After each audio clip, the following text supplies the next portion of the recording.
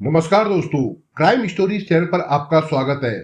दोस्तों, आज जिस घटना के बारे में मैं आपको बताने वाला हूं, वो घटना है भुवनेश्वर, उड़ीसा से।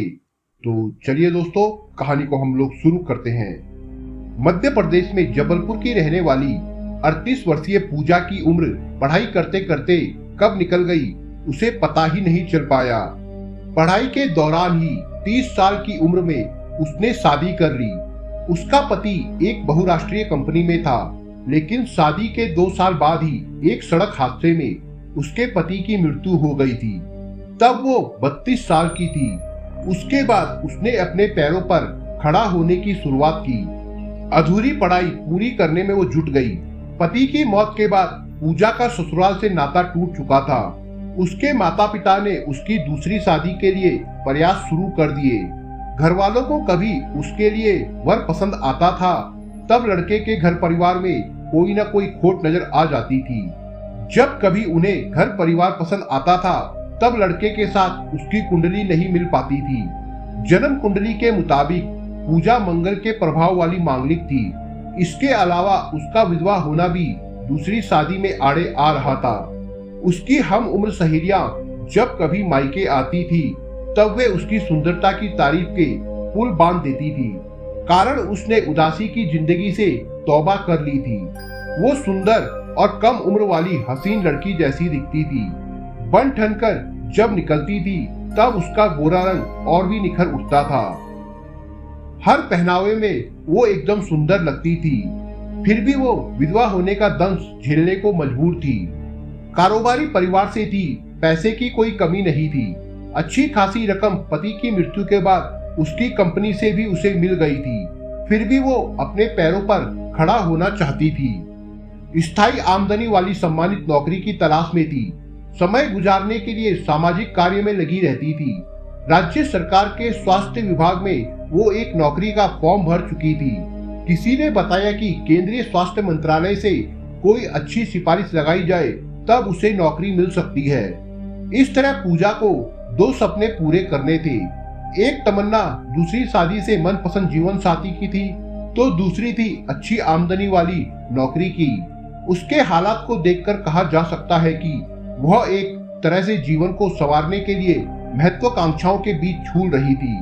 कड़वा सच था कि उसे किसी में भी सफलता हाथ नहीं लग पाई थी। इस कारण वो तनाव में रहने लगी थी।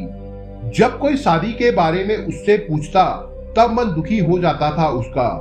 कई बार लोगों के ताने सुनकर दिमाग झन्ना उठता था। जी तो करता था कि उलटकर कोई तगड़ा जवाब दे डाले। फिर वो कुछ सोचकर चुप हो जाती थी। उसे अपने अच्छे दिन आने का इंतजार था, लेकिन कब तक, उसे नहीं मालूम था कि जिंदगी आगे किस ओर करवट लेने वाली है, बिल्कुल ऊंट की तरह। एक दिन उसका स्कूल के जमाने की सहेली से लंबे समय बाद मिलना हुआ। उसने उसके साथ ही ग्रेजुएशन की थी। वो हाउसवाइफ की जिंदगी मजे में गुजार रही थी, खुश थी। मिलते ही पूछ बैठी, तुम्हारा कोई रिश्ता तय हुआ? ये सुनते ही पूजा तिलमिला गई। वो बोल पड़ी, सालों बाद मिली हो और तुमने भी वही राग शुरू कर दिया।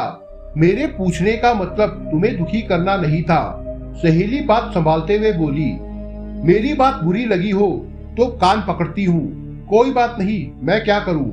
किस किस से अपनी तकलीफ सुनाऊं? कितनों को अपने दिल की बात बताऊं? बोलते बोलते पूजा निराश हो गई।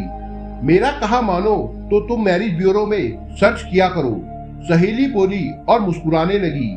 सुनते हैं कि उसमें ज्यादातर फर्जी होते हैं। पूजा बोली, फर्जीवाड़ा कहाँ नहीं है, ये तो तुम पर निर्भर करता है। उसकी जांच परख करना। तुम अनपढ़ थोड़े हो, सहेली ने समझाया। लेकिन कई केस आते ही रहते हैं, असली नकली की पहचान कैसे होगी? विश्वसनीय मैरिज साइट पर जाओ। सोशल साइट से संपर्क वाले में ही धोखे की बातें अधिक होती है।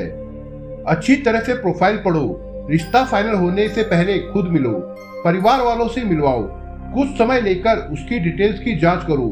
सहेली बोलती चली गई, कह तो तुम सही रही हो, लेकिन अधिकतर 28 से 30 उम्र तक ही मांगते हैं। मेरी तो, पूजा ने चिंता जताई। साइट पर जर्नल से अलग सिंगल वुमेन या फिर डाइवर्स कॉलम में सर्च करके देखो, कोई ना कोई मिल ही जाएगा। तुम्हारी तरह कई पुरुष सुंदर और प्रोफेशनल लेडी की तलाश में बैठे होंगे।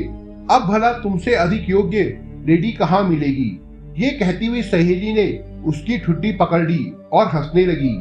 सहेली के जाते ही पूजा के मन में उम्मीद की एक हलचल होने लगी। संभावना जाग उठी, दिल की धड़कनें बढ़ गई। एक गिलास पानी पिया, फिर लैपटॉप उठाकर छत पर एकांत स्टडी रूम में चली गई।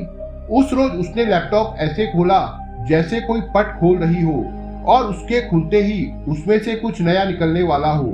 लगता है लैपटॉप भी उसकी भावनाएं और दिल में मची हलचल के साथ बेसब्री को भांप गया था। उस रोज धीरे धीरे विंडो का पेज खुला था। पूजा ने झट गूगल क्रोम के बटन को 3-4 बार क्लिक कर दिया। गूगल के कई पेज फटाफट खुल गए।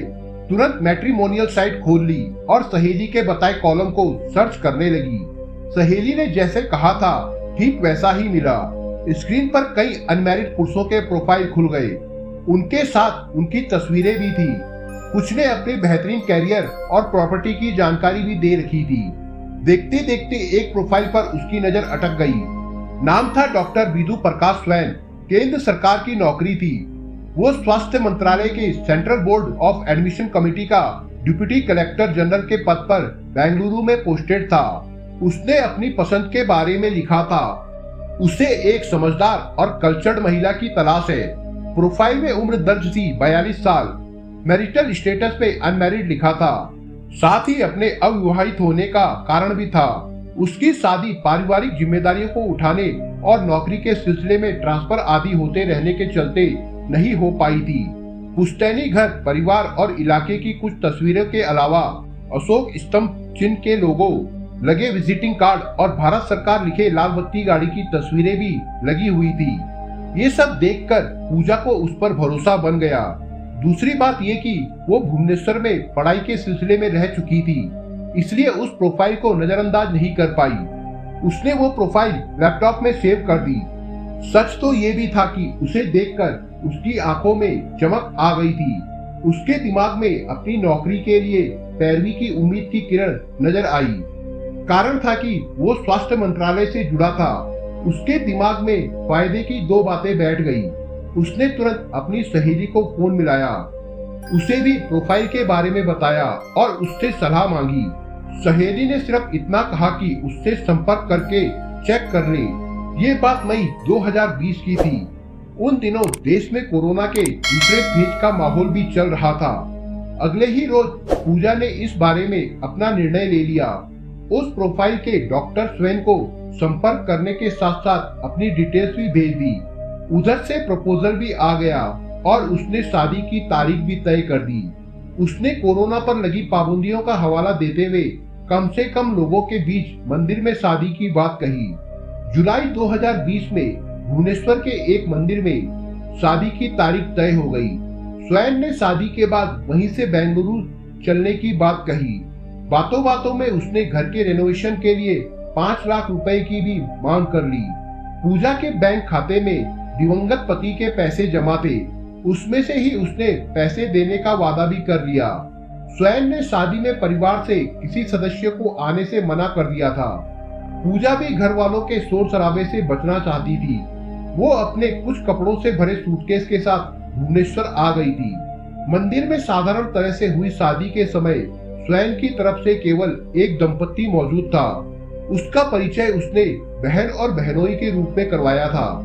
पूजा नवविवाहिता बन भुवनेश्वर स्थित स्वैन के 3 कमरे वाले एक मकान में आ गई थी। वहाँ केवल एक नौकरानी रहती थी। उसी से मालूम हुआ कि घर की देखभाल की जिम्मेदारी उस पर थी। स्वैन अक्सर शहर से बाहर ही रहता था। महीनों बाद शादी के लिए आया था। फिर भी पूजा को घर का शांत माहौल अच्छा लगा। उससे भी अच्छा लगा स्वैन का स्वभाव और मधुर बोली। वो बेहद खुश थी। लंबे समय बाद किसी पुरुष का साथ मिला था जिसे वो अपना कह सकती थी। और खास बात ये थी कि वो एक बड़े अधिकारी की पत्नी थी। 2 महीने बाद ही स्वैन ने बेंगलुरु जाने की फ्लाइट बुक करवा ली थी। उसका टिकट साथ में नहीं लेने पर जब पूजा ने सवाल किया तब उसने बताया कि ऑफिस में हेल्थ रिलेटेड एक जरूरी प्रोजेक्ट जमा करवाना है। सेंटर की हेल्थ मिनिस्ट्री का ऑर्डर है, उसे निपटाकर 1 सप्ताह में लौट आएगा। फिर कहीं घूमने का प्लान बनाएंगे। तब तक वो यहाँ का घर अपने अनुसार दुरुस्त कर ले। वादे के मुताबिक स्वयं ठीक 8वें रोज भुवनेश्वर आ गया था। आते ही उसने 2 दिन बाद पूजा को आगे के टूर का प्रोग्राम बताया, जो गोवा का था। वो टूर भी उसके ऑफिस से रिलेटेड था। वो 2 दिनों के लिए भुवनेश्वर में ठहरा था। इस दौरान स्वयं जब सुबह के समय बाथरूम में था, तब नौकरानी भागती हुई उसके पास आई। उसके हाथ में मोबाइल था। मैडम देखिए, आपके फोन में कॉल आ रही है। मेरा मोबाइल? वो तो मेरे पास है। अरे ये साहब का है, यहीं रख दो, वो बाथरूम से आएंगे तब देख लेंगे। पूजा के बोलते बोलते कॉल डिस्कनेक्ट हो गई थी। कुछ सेकंड बाद फिर कॉल आई। नाम उभरा, वाइफ डॉक्टर। सोचा किसी डॉक्टर की वाइफ का फोन होगा। कुछ सेकंड बाद फोन फिर डिस्कनेक्ट हो गया, किंतु तुरंत एक कॉल आ गई। उसमें दूसरा नाम उभरा था, वाइफ बेंगलुरु। पूजा को स्वयं पर होने लगा शक। ये नाम देखकर पूजा को एक बार फिर अजीब लगा। खुद से बातें करने लगी। वाइफ बेंगलुरु का मतलब क्या हो सकता है? उस फोन के कटते ही पूजा ने स्वयं का फोन उस समय आए मिस कॉल को स्क्रॉल कर दिया। देखा उससे पहले और 2 कॉल आई थी। एक में वाइफ टीचर था, जबकि दूसरे में सिर्फ डब्ल्यू भुवनेश्वर लिखा था। उसी वक्त स्वयं बाथरूम से निकल आया। उसके हाथ में अपना मोबाइल देखकर एक झपट्टे के साथ ले लिया। डांटते हुए बोला, मेरा मोबाइल क्यों देख रही हो? जरा भी मैनर नहीं है क्या? पूजा अभी अपनी सफाई देती उससे पहले ही स्वयं ने उसे खूब खरी खोटी सुना दी। अचानक स्वयं के बदले तेवर को देखकर पूजा सहम गई। स्वयं उस रोज नाश्ता किए बगैर चला गया। उसके जाने के बाद पूजा उदास हो गई। नौकरानी ने आकर उसे नाश्ता दिया। हाथ पकड़कर बोली, मेम साहब की बातों का बुरा नहीं मानना। वो ऐसे ही है, तुरंत नाराज हो जाते हैं, लेकिन तुरंत शांत भी हो जाते हैं। देखना अभी 1 घंटे में वापस आएंगे और कोई गिफ्ट भी देंगे। अच्छा, पूजा बोली। जी मेम साहब, नौकरानी मुस्कुराती हुई बोली। और कुछ बताओ साहब के बारे में। पूजा ने कहा, और क्या बताऊं उनके बारे में? सब कुछ तो ठीक है, लेकिन क्या बताओ? हो सका तो मैं तुम्हारी मदद करूंगी। पूजा बोली। साहब को मत बोलना, मैं खुद बोल दूंगी। मेरा 3 महीने का पैसा बाकी है। सोचा था कि आज मांगूंगी, लेकिन साहब नाराज हो गए। नौकरानी मायूसी के साथ बोली, कितना पैसा बाकी है बताओ, मैं दे देती हूँ। जी 9,000, नौकरानी झिझकती हुई बोली। पूजा ने तुरंत अपने बैग से 10,000 रुपए निकाले और नौकरानी के हाथ में रख दिए। मेम साहब आप बहुत अच्छी हैं, इसमें 1,000 अधिक है। नौकरानी बोली, कोई बात नहीं, रख लो, मेरी तरफ से गिफ्ट है। पूजा ने कहा। नौकरानी के कहे मुताबिक स्वयं उस रोज नहीं आ पाया। पूजा ने रात होने पर नौकरानी से स्वयं के नहीं आने का कारण पूछा, किंतु उससे कोई सही जवाब नहीं मिल पाया। उसने सिर्फ आश्चर्य जताते हुए कहा कि ऐसा तो पहली बार हुआ है। अगले रोज स्वयं शाम के वक्त आया। वो हड़बड़ी में था। फटाफट खुद सामान पैक किया और तुरंत निकल पड़ा। पूजा कुछ पूछती इससे पहले ही उसने सॉरी बोलते हुए बताया कि उसे 1 दिन पहले ही निकलना पड़ेगा। अगली बार बेंगलुरु ले चलने का वादा कर चला गया। इस तरह 2-3 दिन और अगले सप्ताह करते करते 3 महीने बीत गए। कभी कोरोना तो कभी ऑफिस के काम की व्यस्तता बताते हुए स्वयं उससे वादा करता रहा। इस दौरान उसे स्वयं के बारे में बहुत कुछ पता चल गया था। घर के सारे खर्च का भार उसके ऊपर ही आ गया था। नौकरानी के वेतन से लेकर दूसरे खर्चे तक वही वहन कर रही थी। पूजा काफी तनाव में आ गई थी, परेशान रहने लगी थी। स्वयं से जब भी फोन पर बातें होती तो सॉरी बोलते हुए काम की व्यस्तता का बहाना बना देता था। एक बार उसने खुद फ्लाइट से बेंगलुरु आने की बात कही, तब उसने मना कर दिया। बोला कि वो वहाँ गेस्ट हाउस में रहता है, अस्थायी ठिकाना है, जब अपना फ्लैट ले लेगा तब बुला लेगा। इस बीच पूजा के दिमाग में वाइफ डॉक्टर और वाइफ टीचर शब्द भी घूमते रहे। उसका संदेह गहरा गया। एक रोज नौकरानी को विश्वास में लेकर पूछ बैठी। नौकरानी ने दबी जुबान में बताया कि उसकी पहले से भुवनेश्वर में 2 शादियां हो चुकी है। वो वहाँ किस इलाके में रहती है उसे नहीं मालूम। ये सुनकर पूजा को लगा जैसे उसके पैरों तले की जमीन खिसक गई हो। अगली बार जब स्वयं आया तब उसने बेंगलुरु जाने की जिद पकड़ ली। साथ ही अपने मायके जबलपुर चलने के लिए भी जोर दिया। उसने कहा कि वो अपने परिवार के सामने वैदिक रीति और विधि विधान से शादी की रस्में करना चाहती है। उसके परिवार वाले तभी उसे स्वीकार कर पाएंगे जब वे शादी की रस्मों में शामिल होंगे। इस बात को लेकर उनके बीच तू मैं होने लगी। किसी तरह से मामला शांत हुआ, लेकिन आए दिन झगड़े होने लगे। पूजा समझ गई थी उसके साथ धोखा हुआ है। उसने स्वयं के बारे में और जानकारियां जुटानी शुरू की। संयोग से उसे आधा दर्जन ऐसी महिलाओं के फोन नंबर मिल गए जो स्वयं के मोबाइल में wife Bengaluru, wife teacher, wife Delhi, wife ITBP आदि के नाम से सेव थे। उसने सभी का व्हाट्सएप ग्रुप बना लिया। उनसे स्वयं के बारे में बातें शेयर होने लगी। जल्द ही स्वयं की पोल खुल गई। उसके कारनामों के बारे में मालूम हो गया कि वो कई महिलाओं को झांसा देकर शादियां कर चुका था। सभी को केंद्र सरकार का एक बड़ा अफसर बताया था उसने।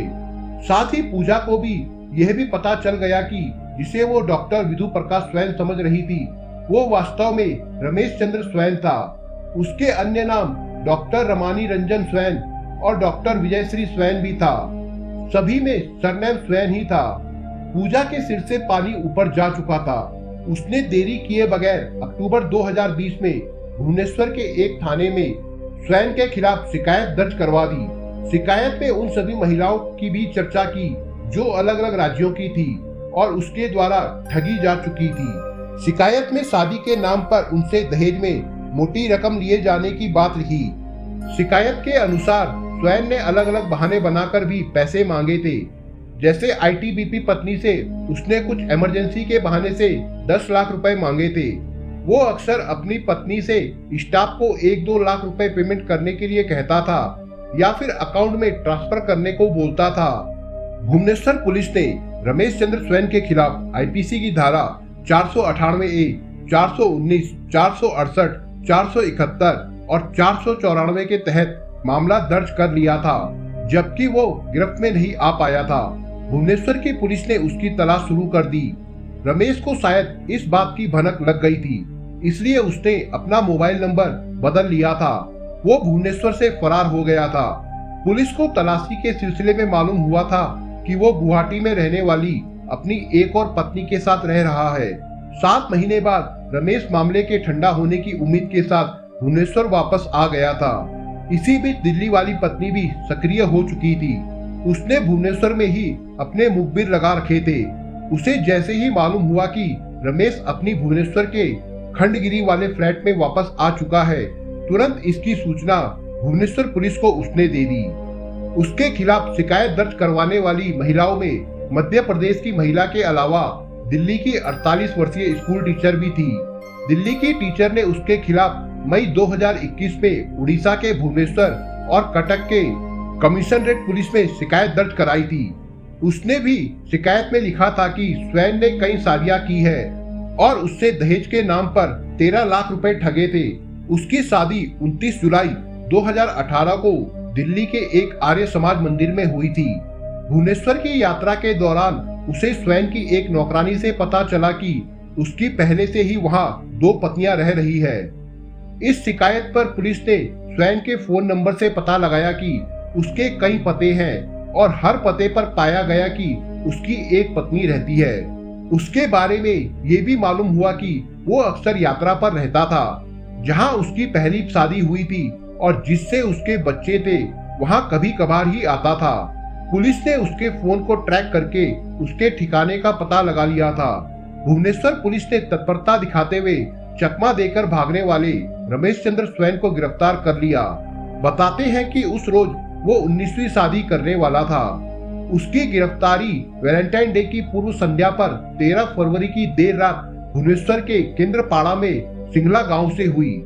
उस दिन वो भुवनेश्वर में शनि मंदिर के दर्शन करने के लिए गया था। इस मामले की जांच के लिए एक टास्क फोर्स गठित की गई थी।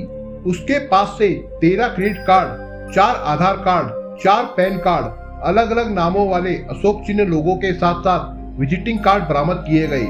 अगले रोज उसे कोर्ट में पेश किया। वहां से उसे न्यायिक हिरासत में भेज दिया गया।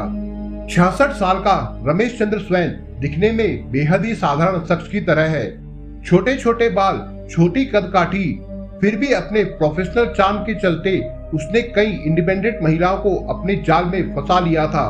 उसकी चिकनी चुपड़ी बातों में आने वाली महिलाओं में सुप्रीम कोर्ट की वकील, केरल प्रशासनिक सेवा की एक अधिकारी, एक चार्टेड अकाउंटेंट, आईटीबीपी की एक अधिकारी, एक बीमा कंपनी की वरिष्ठ अधिकारी और डॉक्टर शामिल थी। उससे पूछताछ में जो कहानी सामने आई वो बेहद चौंकाने वाली थी। रमेश की गिरफ्तारी पूरे 38 सालों बाद हुई थी। पुलिस में दर्ज रिकॉर्ड के अनुसार उसने 10 राज्यों की अकेले जीवन यापन करने वाली महिलाओं को अपना शिकार बनाया था। उनको सच्चे लाइफ पार्टनर के नाम पर बेवकूफ बनाया था और उनसे लाखों रुपए की ठगी की थी। इस धोखाधड़ी के अलावा वो और भी दूसरी तरह की ठगी में शामिल रह चुका था।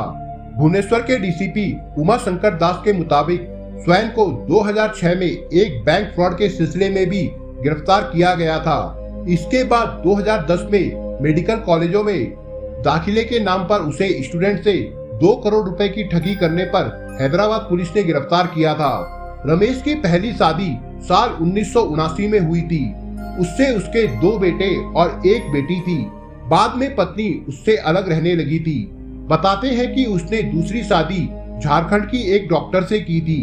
उसे जब स्वैन के पकड़े जाने की सूचना मिली तब उन्होंने इस पर किसी भी तरह की टिप्पणी नहीं की।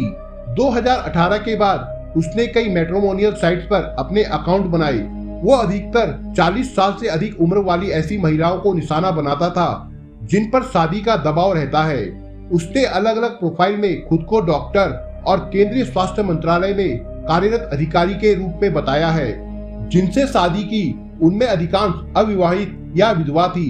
उनकी नजर में वो केंद्रीय स्वास्थ्य और परिवार कल्याण मंत्रालय में स्वास्थ्य शिक्षा और प्रशिक्षण के उप महानिदेशक था। ऐसा बताने पर अधिकतर महिलाएं बिना किसी संदेह के उसके साथ शादी के बंधन में बंध गई थी। इस सिलसिले में पुलिस ने स्वैन द्वारा बरगलाई गई करीब 90 महिलाओं से संपर्क किया, लेकिन उनमें से कोई भी समाज में बदनामी के डर से जांच का हिस्सा बनने को तैयार नहीं हुई। मात्र 10वीं तक पढ़ा हुआ रमेश चंद्र स्वैन उड़ीसा और झारखंड की कई क्षेत्रीय भाषाओं के अलावा हिंदी और अंग्रेजी धारा प्रवाह बोलता था। उसकी इस धोखाधड़ी के बारे में जानकारी उसके परिवार के दूसरे सदस्यों को टीवी की खबरों से मिली। शादी के लिए झांसा देने के सिलसिले में वो अपनी उम्र 1971 की जन्म तिथि के अनुसार बताता था, जबकि वो वास्तव में 1958 में पैदा हुआ था। इसके लिए पहले वो वैवाहिक वेबसाइट पर अपनी प्रोफाइल अपलोड करता था। उसके बाद संपर्क करने वाली महिलाओं से संपर्क कर सीधा उसी से या फिर उसके परिवार से मिलता था। उन्हें विश्वास में लेकर बताता था कि वो केंद्रीय स्वास्थ्य और परिवार कल्याण मंत्रालय में एक बड़ा अधिकारी है। प्रमाण के लिए वो कुछ फर्जी दस्तावेज दिखा देता था। इसके अलावा खुद को प्रभावशाली व्यक्ति बताने के लिए अपने कार्यालय से मिलने वाला पत्र भी दिखाता था, जिसमें छुट्टी का अस्वीकार प्रार्थना पत्र होता था। ये कहते हुए बताता था कि वो ऑफिस के लिए काफी महत्वपूर्ण है, इसलिए उसकी छुट्टी जल्दी मंजूर नहीं होती है। इस तर्क के सहारे वो अपनी पत्नी से लंबे समय तक दूर रहता था। पुलिस ने दिल्ली की टीचर वाइफ से स्वैन पर भरोसा करने के संबंध में भी पूछताछ की। इस पर उसने बताया, जब मैं पहली बार स्वैन से मिली थी तब बातचीत में बेहद ही सज्जन पुरुष जैसा लगा। चूंकि मेरा कोई अभिभावक नहीं था और मैं अकेली रह रही थी, खुद के बारे में मुझे ही निर्णय लेने थे, इसलिए मैं उसकी पिछली जिंदगी के बारे में जांच नहीं कर सकी। हाँ, उसके ईमेल आईडी सरकारी अधिकारियों की तरह असली लगा और मैंने हामी भर दी। मेरा बचपन उड़ीसा में ही बीता था और मेरा मानना था कि उड़ीसा के पुरुष कभी धोखा नहीं देंगे। इस घटना के बाद उसने उन अन्य महिलाओं से संपर्क किया जिनसे स्वैन ने अपने फोन का उपयोग कर शादी की थी और उनके साथ संपर्क में रही थी। ऐसा कर उसने अन्य महिलाओं को भी सतर्क कर दिया जो वैवाहिक वेबसाइट पर उसकी प्रोफाइल के प्रभाव में आकर उससे संपर्क करेंगी। पुलिस ने पाया कि उसने 2018 में दिल्ली की शिक्षिका से शादी के बाद करीब 25 महिलाओं से संपर्क किया। उनमें एक गुवाहाटी की डॉक्टर भी थी जिसने स्वैन द्वारा आश्वस्त होने के बाद शादी के पंजीकरण के लिए अपने परिवार के साथ सड़क मार्ग से गुवाहाटी की यात्रा की। वो वहां शादी के बाद कुछ महीनों तक उसके साथ रही। ऐसी ओडिशा में 5 महिलाएं थी, जिनमें से 3 शिक्षिकाएं थी। शिक्षिकाओं में एक विधवा थी। जिसकी की एक बड़ी बेटी भी थी। इनके अलावा एक अन्य सुप्रीम कोर्ट की वकील है जिसने अब अपनी शादी को रद्द करने के लिए निचली अदालत में एक याचिका दायर कर दी है। मामले की जांच कर रहे एक पुलिस अधिकारी ने बताया कि सामाजिक बदनामी के कारण कई महिलाएं औपचारिक शिकायत दर्ज कराने के लिए आगे नहीं आ रही है। पुलिस ने यह भी कहा कि स्वयं ने स्पष्ट रूप से महिलाओं को उनके अंतरंग वीडियो सार्वजनिक करने की धमकी भी दी थी। तो दोस्तों ये थी आज की कहानी। दोस्तों आपको कहानी कैसी लगी हमको अपने कमेंटों के द्वारा जरूर बताएं। और दोस्तों अगर आपको हमारा काम पसंद आए तो वीडियो को लाइक शेयर और चैनल को सब्सक्राइब जरूर करिएगा दोस्तों। धन्यवाद।